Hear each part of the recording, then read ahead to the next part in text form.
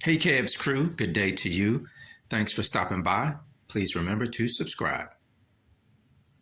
Hey crew, welcome back to our channel, Kevin Writes, Reads, and Rants. I'm Kevin. If you are new to the channel, welcome. If you are a returning viewer, thanks for coming back to see me. Oh yeah, I see you wearing purple. Yeah, you got the memo. Every once in a while, I like to throw in a little purple. So will video views from the Monique interview at Club Shay Shay equal to or surpass the video views of the Cat Williams interview? Let's talk about it.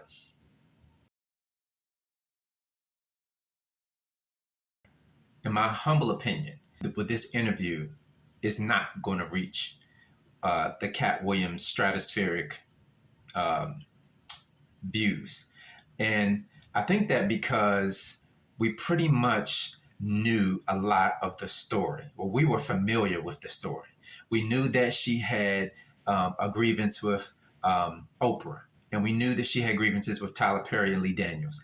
We knew that 10 years ago. You know, when Precious came out, and shortly after that, it was all the rumblings of Monique was this, Monique was that, and Monique and Tyler Perry, and Monique and Oprah, and, you know, Monique and Lee Daniels falling out. Like, we heard this for a long time, you know, and I'm not sure if it was a falling out over the butler that transpired in public too. I think it was. But we had heard this well before the interview happened. So we knew what she might talk about.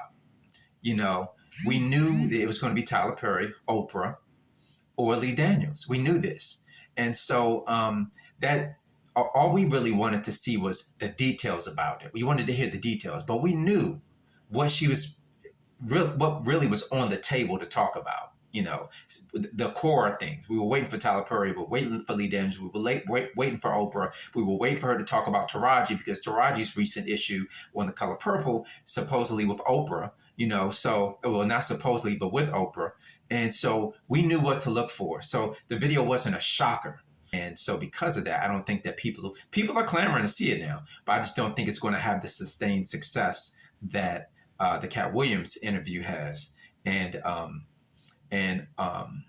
now, Uncle at Club Shay Shay, he gonna slice and dice that video into all these different types of snippets, like he did the Cat Williams interview. He gonna get the original views, the views from the original video, and the views from the chopped up videos. But from that singular full episode video, I don't think it's gonna reach the Cat Williams level.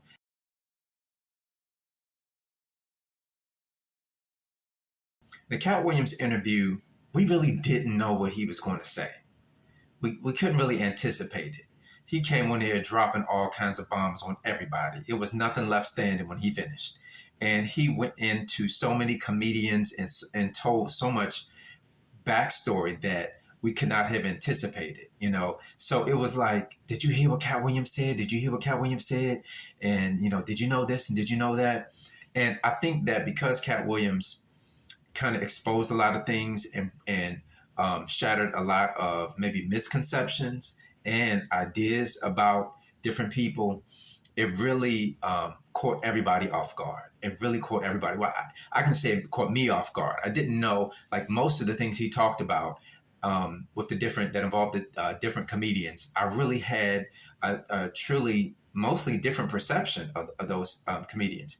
But because he let you in, like, into the machine of the comedy world and what happens, you know, behind the scenes, then, you know, it was just like a whole nother world. You know, it was a whole nother thing that we didn't know about, or at least I didn't know about. So it was just so many facets of what Cat Williams did and what he said that made the interview just mind-blowing, and it just went crazy, you know. So, you know, that interview just stands alone as just iconic, you know, and it's like a high bar to try to live up to.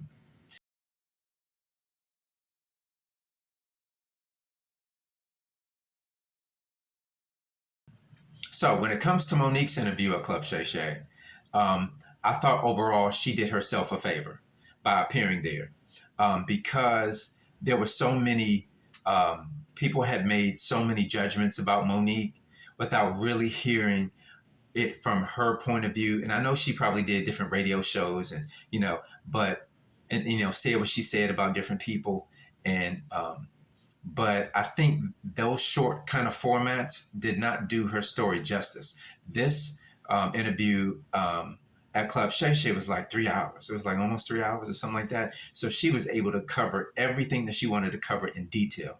And I've never seen somebody remember so many names. I mean, she had first and last names and what they said and where they were. I mean, like she had it. She's like got some kind of photographic or some kind of super memory where she could, just go over everything. But I think that if you live it, you remember it, just for the fact that it's ingrained in you. But, I saw Monique as really softening her image, but also being strong at the same time. We got to see the side of her that was vulnerable, and she was expressing why she was hurt, and it was some anger and some resentment because of how she says people treated her. But so I think that she softened her image, and she let people in. And we heard more about her family, about her growing up, and we got to see more than just snippets of a comedy show or short snippets of, some little quick, insults or comedy things that she might throw at somebody,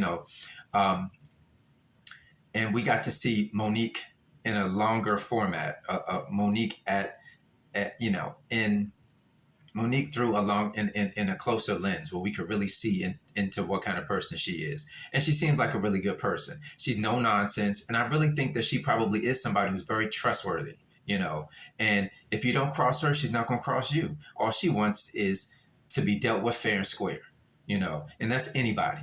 And but she will slice you and dice you if you come for her. And she would tell everybody you came for her and what you did. So, hey, there's a side to that some people feel like, don't go out in the street and start dropping everybody's names and then expect to be able to work again. So that's a whole nother ball game. But I really understood where she was coming from, and I had a different perspective when I left from finished watching that. And I think that she doesn't mean ill will to anybody. She just wants to set the record straight and get what is owed to her. I hope something positive comes out of this Monique's interview. I think that maybe some of these relationships are salvageable, especially the Oprah one. It seems like there's just two people that need to get into a room and be like, look, this is what the situation is, and just talk it out and work it out. All of those issues that she has, they don't have to drag on and draw on and draw on. So I hope that they can get that resolved. Yeah, it would be nice to see her bring some of these issues, put them to rest and move on and be restored financially too. Please take a moment to like and subscribe. And if you're watching on TV, please grab your cell phones and give me a quick sub. Okay? Thanks. That's it for now, guys. Thanks so much for watching. I'll see you next time.